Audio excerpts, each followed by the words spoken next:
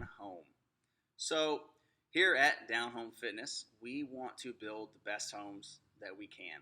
So, obviously, we want to get people in here and kind of see what kind of home have you been living in for the last 25 years, 35 years, 45 years.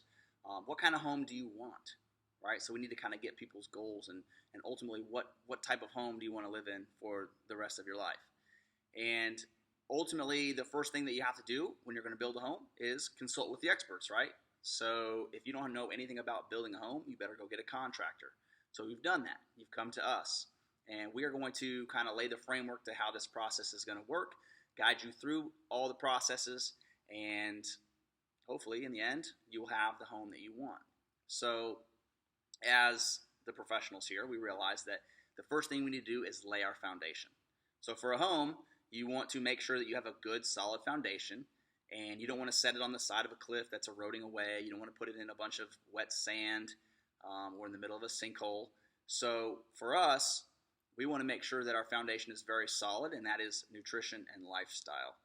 Okay, so the foods that we eat, the drinks that we drink, that has a huge interaction with our overall results and the overall ability of our home to withstand storms and weather, all kinds of things, right? Lifestyle factors as well. Okay, how much sleep are we getting? Is it good quality sleep? What about our stress levels? Is there just too much of it? Are we managing it with the proper techniques? What about everyday stuff? Right? Maybe you have a job that requires you to do something that's very, very repetitive in terms of movements. Okay, are we countering that some way? Or is it going to throw our posture off or create muscular imbalances? What else? So habits. Do you have bad habits? Are you smoking too much? Are you drinking too much? Are you chewing too much? So all these things are going to play into a lifestyle that may not be as conducive as you might want to think in terms of building a home that will withstand the next 30 years, 40 years, 50 years. So we've got that nutrition, that lifestyle set. Then what we need to do is we need to build in some function, right? For the home, we need walls, we need doors and windows, we need plumbing, we need electrical. Okay, we need to make sure that this stuff actually works. Does it function, or is it just sitting there? Okay, for the body or for the gym, we want to make sure that you have just fundamental movement patterns. Can you squat? Can you bend over? Can you push? Can you pull? How's your running and your walking? Okay, we want to make sure that these things at least function. Okay, and we will screen and test for this to make sure that it's at least functional, right? Now, building upon that, we're going to build in some technical mastery, right? So for the home, we're looking at, okay, does the electrical make sense? Does it go to a functioning fan? Are the electrical outlets capped off? Okay, do the doors creak? Do the windows leak out cold air because there's gaps? Does the toilet actually flush? Right, so we want to make sure that everything that's functional is now technically mastered. So at the gym, we want to make sure that our movement patterns are as optimal and efficient as possible.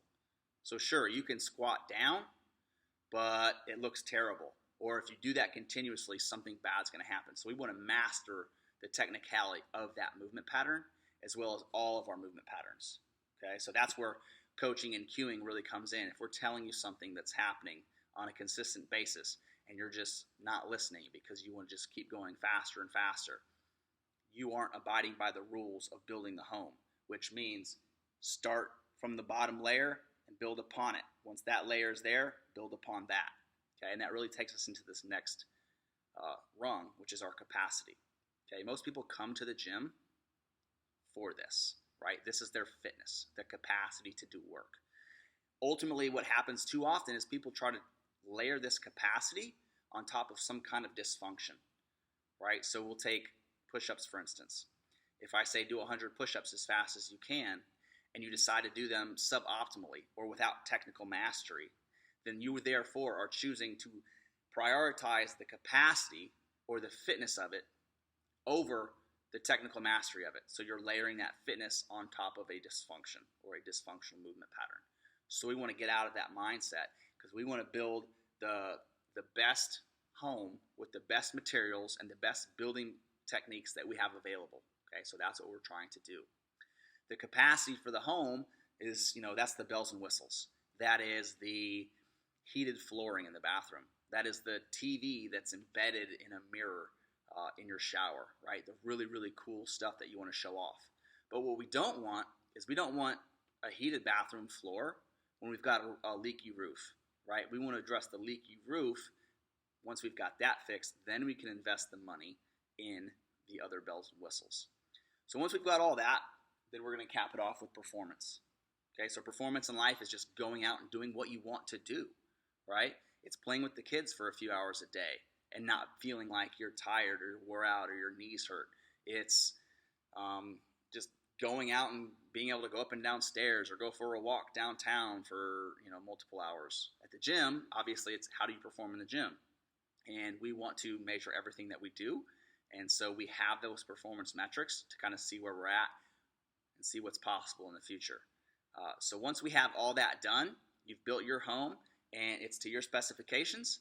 Hopefully the next person's done the same thing, and then the next person. So now we have a neighborhood and we have a community. And hopefully, if you run out of eggs and you go to your neighbor and say, "Hey, can I borrow some eggs? I'm doing some baking." They say, "Yeah, sure. We're here to help. We're here for assistance." And then you bring your cookies over and say, "Hey, thanks for the help. Here's a couple cookies." So that's kind of how we want the community to come together.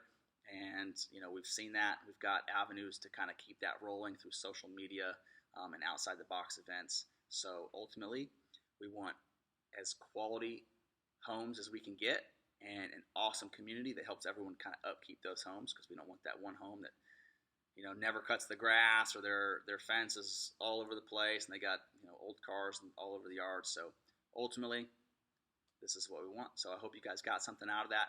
Be looking for some individual videos on each rung. So that's coming soon. Stay tuned.